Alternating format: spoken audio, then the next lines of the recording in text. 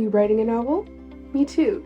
Here are some valuable tips that I learned from our live writing classes this week at the Novelry. Let's have a look. In terms of the inciting incident, if you've got a really compelling moment in your story, a scene that kicks everything off, why would you not have that in the early stages of your book? Why not share that with your readers generously and make them so involved and so engrossed in your story that they want to read on and find out what happens? I think it's really good to get those big, compelling, dramatic moments of change for your main characters on the page and in the story as early as possible.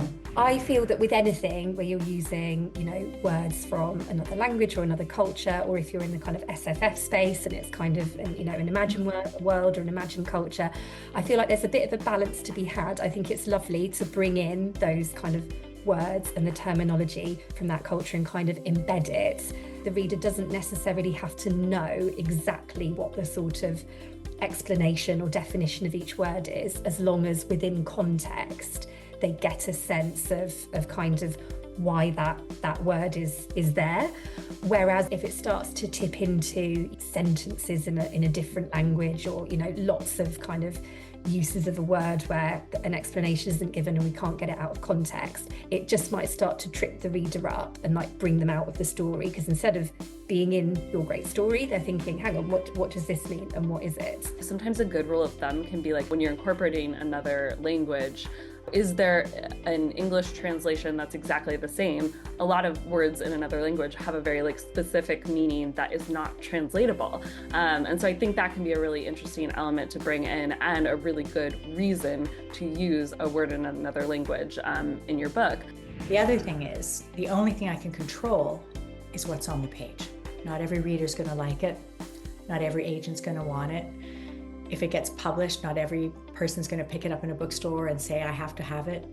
The writing is the thing I can control. What's on the page, what I want to communicate, how I want to say it, what my intentions are.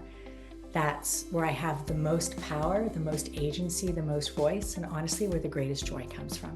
When you strip away the fantasy or the sci-fi or the school or their kind of milieu, what you're dealing with is what happens in the transitional phase, in that liminal space between childhood and adulthood.